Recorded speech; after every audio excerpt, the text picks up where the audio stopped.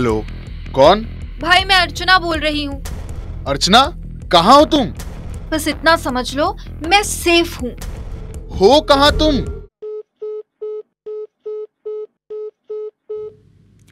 बारह दिन, 12 सवाल और कटनी की अर्चना तिवारी की गुमशुदगी के गहराते राज अब खुलने लगे हैं।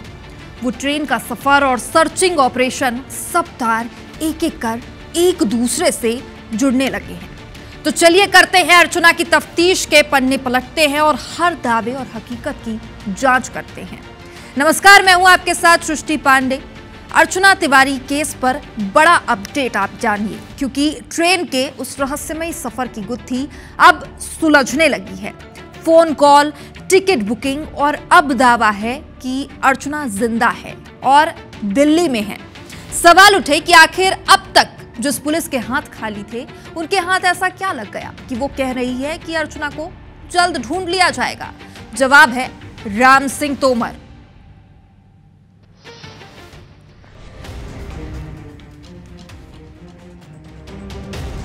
राम सिंह तोमर को जीआरपी पुलिस ग्वालियर से हिरासत मिली। पूछताछ देर रात से जारी है। IBC 24 से खास बातचीत में तोमर ने कहा, मैं अर्चना से कभी नहीं मिला, सिर्फ मोबाइल पर बात हुई थी, मुझे फंसाया जा रहा है। मेरे को तो कुछ भी, मेरी कभी बात होती थी एज ए नॉर्मली दोस्ती की तरह, बाकी मुझे कुछ नहीं पता कि वो कहाँ है। आपके लंबे समय से बातचीत हो रही थी? काफी लंबे समय, मेरी 1-2 मिनट कोई काम होता था तब बात होती थी मेरी, जब उन्हें कोई काम पड़ता था कोर्ट से रिलेटेड तब मेरी बात हो जाती थी। बाकी मेरे को उसके बारे में कोई भी संबंध नहीं पता। है कहाँ आखिर? अभी क्या लोकेशन? मुझे कुछ भी नहीं पता मुझे इसके बारे में। उसका टिकट कराया था कहीं का? मैंने उनको ग्वालियर कोई काम था तो 6 तारीख का बस का एक टिकट कराया था। फिर मैंने फोन किया तो वो बस में बैठी नहीं, वो आई नहीं यहाँ पर 6।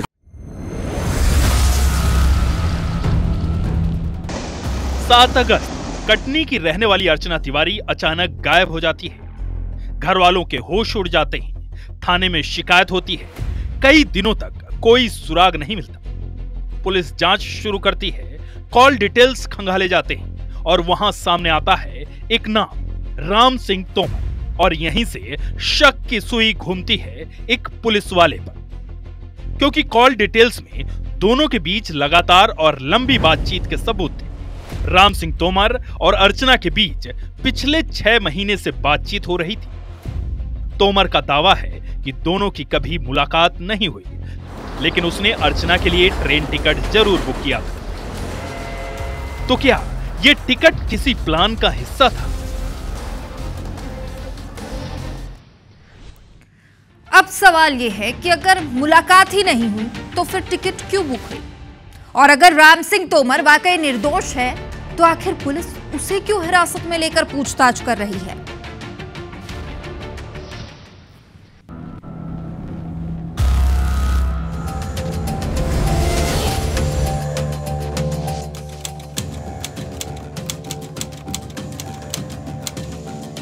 एक दोस्त था मेरा, विक्रम परमार, पुलिस में ही था, तो वो उनकी दोस्त थी, उनके द्वारा मेरी बात हुई। राम सिंह तोमर कहता है कि उसका दोस्त विक्रम राजावत अर्चना से बात करवाता था, लेकिन पुलिस का कहना है ये दोस्ती महज दोस्ती नहीं थी, बल्कि कुछ और था, जिसके तार अब खुल रहे हैं।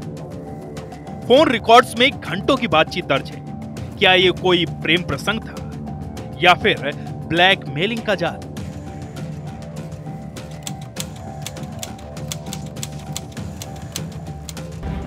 भाई का दावा, अर्चना मिल गई है। इधर इस केस में एक और मोड़ आया जब अर्चना तिवारी के मुंह बोले भाई दिव्यांशु मिश्रा ने एक बड़ा दावा किया। अर्चना तिवारी सुरक्षित है।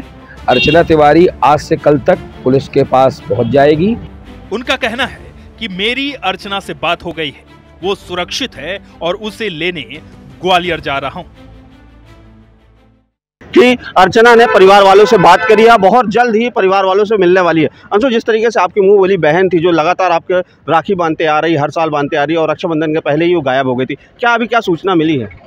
अर्चना तिवारी की परिवारजनों से बात हुई है, ऐसी जानकारी मुझे लगी है। कोई भी कैजुअलिटी नहीं हुई है और अर्चना तिवारी सुरक्षित है, ये जानकारी मेरे पास है। अब वो कहाँ है, कैसे उसके साथ ये घटना हुई, कहाँ गई, किस प्रकार से गई, ये पूरी जानकारी आपको पुलिस दे पाएगी आगे की। अब सवाल उठता है कि अगर अर्चना सुरक्षित है तो वो अब तक चुप क्यों थी? उसने परिवार या पुलिस से सीधे संपर्क क्यों नहीं किया?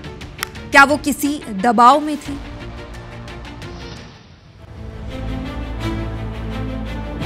अर्चना तिवारी सुरक्षित है। अर्चना तिवारी आज से कल तक पुलिस के पास पहुंच जाएगी। परिजनों का दावा और पुलिस की चुप्पी इस मामले को और रहस्यमयी बना रहे हैं। मिसिंग लड़की जो है वो बरामद होती है तो डेफिनेटली उसके बारे में मैं अपडेट दे दूंगा, क्योंकि अब तक पुलिस के पास अर्चना की कोई लोकेशन या पुष्टि नहीं है।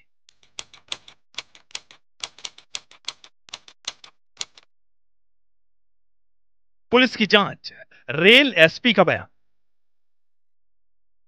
इधर भोपाल के रेल एसपी राहुल कुमार का कहना है कि परिजनों से कुछ सुराग मिले जिनके आधार पर जांच को आगे बढ़ाया जा रहा है। जल्द ही केस का खुलासा होगा।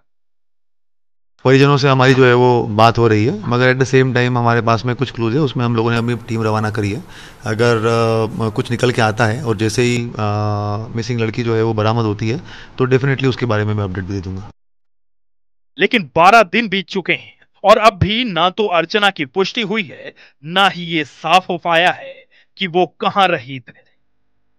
पुलिस को शक है कि इस मामले में और लोग भी शामिल हो सकते हैं। टिकट, कॉल डिटेल्स और बयान सब कुछ खंगाले जा रहे हैं।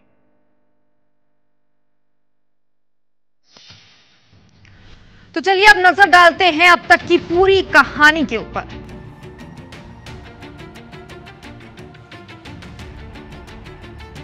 सात अगस्त, अर्चना तिवारी इस दिन गायब होती है। 12 दिन तक कोई सुराग नहीं मिलता। कॉल डिटेल से राम सिंह तोमर का नाम सामने आता है। पूछताछ में तोमर ने माना कि मोबाइल पर बात होती थी। अब भाई ने दावा किया कि अर्चना सुरक्षित है, लेकिन पुलिस ने इस पर कोई पुष्टि नहीं की। केस खुलने की उम्मीद बढ़ी, लेकिन रहस्य अभी भी बरकरार है। तो क्या अर्चना तिवारी वाकई सुरक्षित है? क्या वो खुद से गई थी या फिर ये कोई गहरी साजिश थी? राम सिंह तोमर का इस केस में क्या रोल है? ये सभी सवालों के जवाब अभी आने बाकी है। IBC 24 इस पूरे मामले पर लगातार नजर बनाए हुए है और पल पल की अपडेट आप तक हम पहुंचा रहे हैं।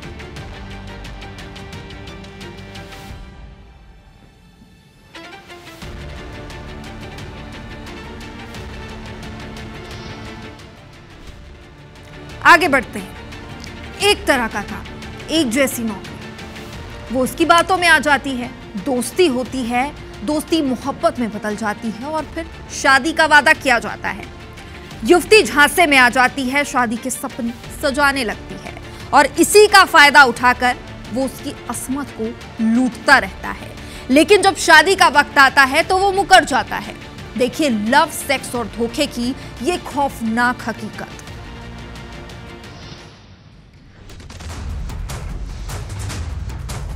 ग्वालियर पुलिस लाइन में तैनात 26 वर्षीय महिला जेल प्रहरी ने सिपाही अनमोल त्रिपाठी पर दुष्कर्म के आरोप लगाए। पीड़िता के मुताबिक अनमोल से उसकी मुलाकात 8 महीने पहले भोपाल में 26 जनवरी के परेड रिहर्सल के दौरान हुई।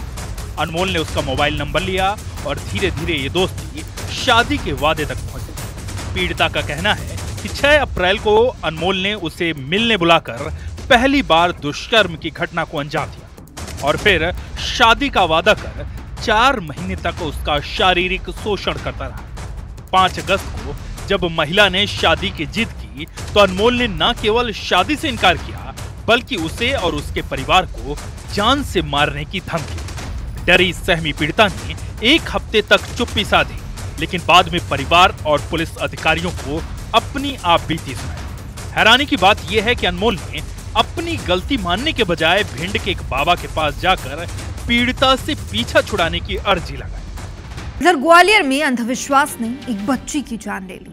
बच्ची 15 दिन से बुखार से तड़प रही थी, लेकिन इलाज के बजाय माता पिता ने रिश्तेदार की सलाह पर तांत्रिक को बुला लिया। तांत्रिक ने भूत प्रेत का साया बताकर ऐसी हैवानियत की जिससे बच्ची की जान चली गई।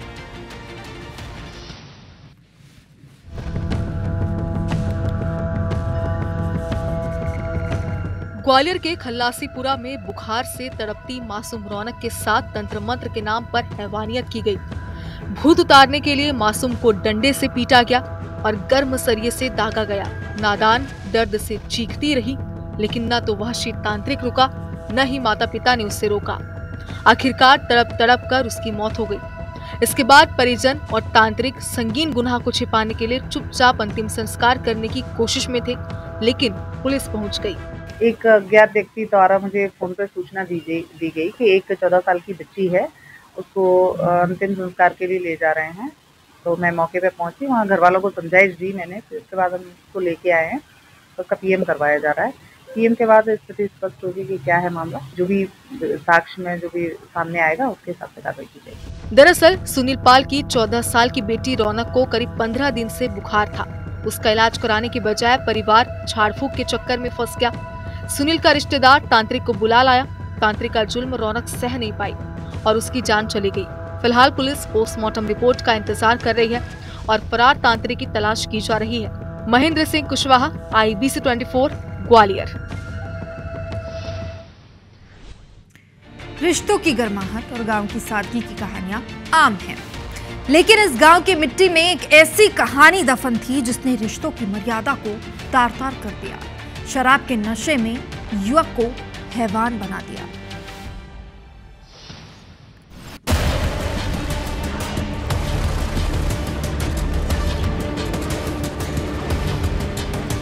एक मजाक और फिर शराब के नशे में डूबी एक ऐसी वारदात जिसने इंसानियत को शर्मसार कर दिया। वाड्रफ नगर के रघुनाथ नगर थाना क्षेत्र में मंगरू राम अपने भतीजे संतोष खैरवार के साथ हंसी मजाक कर रहे थे। मंगरू ने मजाक में कहा कि मैं 80 साल जीऊंगा और अगर कोई मुझे मारेगा तो मैं फिर जी उठूंगा। इस बात पर चाचा भतीजे के बीच बहस हुई। शराब के नशे में चूर संतोष का गुस्सा ऐसा भड़का कि उसने सारी हदें पार कर दी। उसने अपने ही चाचा मंगरू राम पर हमला बोल दिया।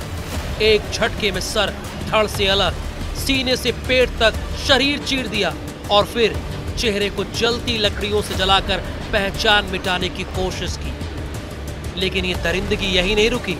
संतोष ने शव को घर के पास एक गड्ढे में दफन कर दिया। विवाद होने के कारण उसको टांगी से मारकर हत्या कर दिया और उसके बॉडी को अपने जो बाड़ी था उसमें गड्ढा करके छिपा दिया था। सुबह जब मृतक का बेटा आसपास देखा, उसके पिताजी नहीं हैं, तो एक जगह दिखी कि उसको नई मिट्टी खुदी हुई है और उसको हटाया तो उसके हाथ दिखे। वो तुरंत पुलिस में आके सूचना दिया है, जिसमें पुलिस ने तत्काल कार्रवाई करते हुए FIR पंजीबद्ध किया है और आरोपी को गिरफ्तार कर लिया। आरोपी ने अपराध करना स्वीकार किया है और इसकी विवेचना जारी है। लेकिन सच को मिट्टी में दफन करना इतना आसान नहीं था।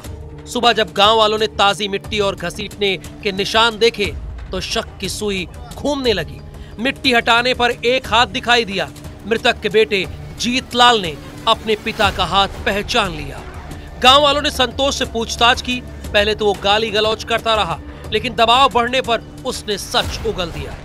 पुलिस ने फॉरेंसिक टीम की मौजूदगी में शव को बरामद किया। पंचनामा के बाद संतोष को गिरफ्तार कर जेल भेज दिया। इस वारदात ने न सिर्फ एक परिवार को तोड़ा, बल्कि रिश्तों की पवित्रता पर भी सवाल खड़े कर दिए। आखिर क्या शराब का नशा इंसान को इतना अंधा कर सकता है कि वो अपने ही खून को इस तरह कुचल दे? देवेश दुबे, IBC 24, वाड्रफ नगर। मध्य प्रदेश में अपराध का नया चेहरा उजागर हो रहा है। लव जिहाद, लैंड जिहाद, पॉर्न जिहाद के बाद अब ड्रग जिहाद का खतरनाक जाल फैलता जा रहा है। भोपाल में सोमवार को DRI ने 92 करोड़ रुपए की करीब 62 किलोग्राम मेडोफ्रेन ड्रग जब्त की है, जबकि पिछले साल 1800 करोड़ की ड्रग पकड़ी गई थी। और आखिर क्या हो रहा है मध्य प्रदेश में, कौन इसके पीछे मास्टरमाइंड है, ये जानिए।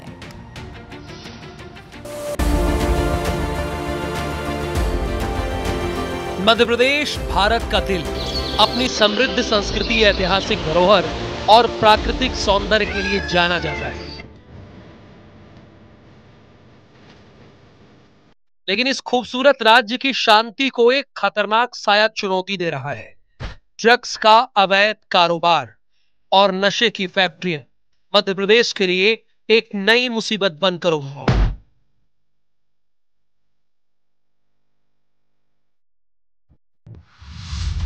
भोपाल में एक बार फिर नशे की अवैध फैक्ट्री पर छापा पड़ा। यहां से 92 करोड़ रुपए की कीमत की 62 किलोग्राम नेफेड्रोन ड्रग्स जब्त की गई। ये कोई पहला मामला नहीं है।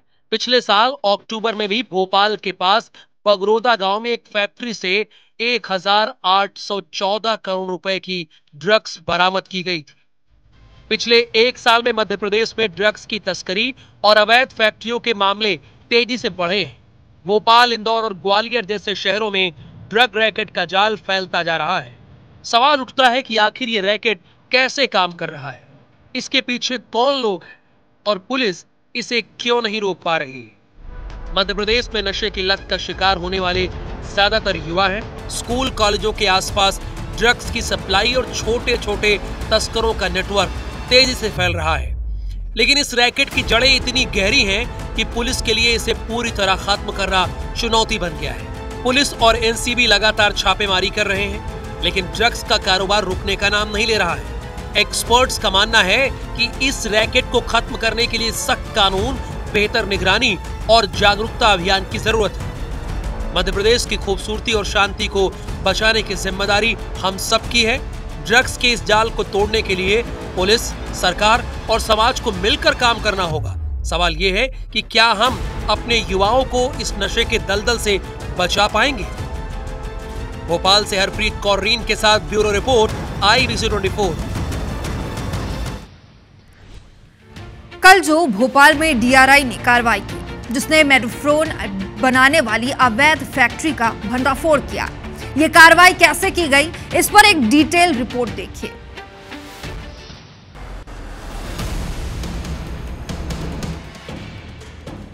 जी हां, राजधानी भोपाल में एक बार फिर नशे की अवैध फैक्ट्री पकड़ाई है।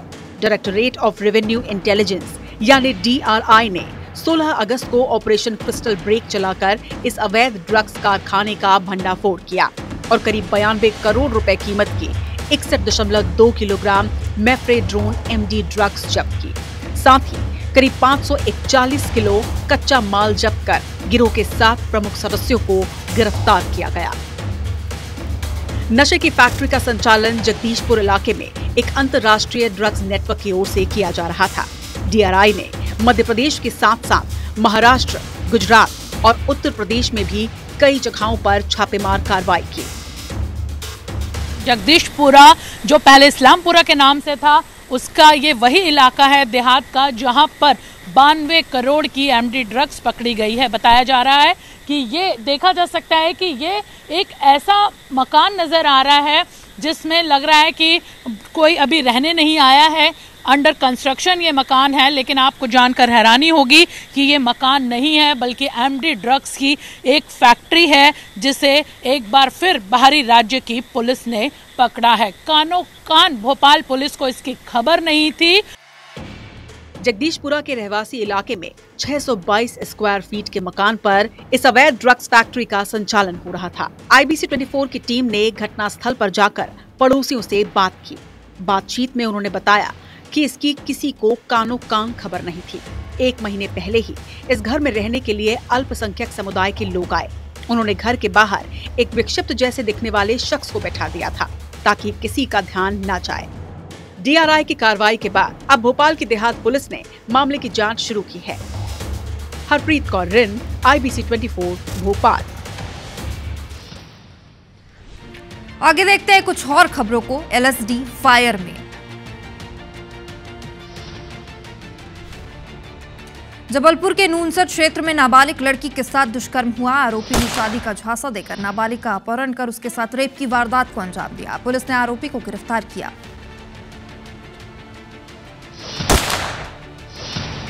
अनूपपुर के भालूमाड़ा के पडोर में महिला का कंकाल मिला, जो 7 से 8 दिन पुराना बताया जा रहा है। बदबू आने पर सरपंच ने पुलिस को सूचना दी। राजिम के आरंग इलाके में नदी से लापता युवती स्वाति त्रिवेदी की लाश बरामद की गई। 1 दिन पहले स्वाति लापता हुई थी। 2 महीने के बच्चे की मृतका मां थी। ग्वालियर में तांत्रिक की हैवानियत ने 14 साल की लड़की की जिंदगी छीन ली। लड़की 15 दिन से बुखार से तड़प रही थी। तांत्रिक ने भूत प्रेत का साया बताकर पहले डंडे से पीटा, फिर गर्म छड़ से दागा, जिससे तड़प तड़प कर नाबालिग की मौत हो गई।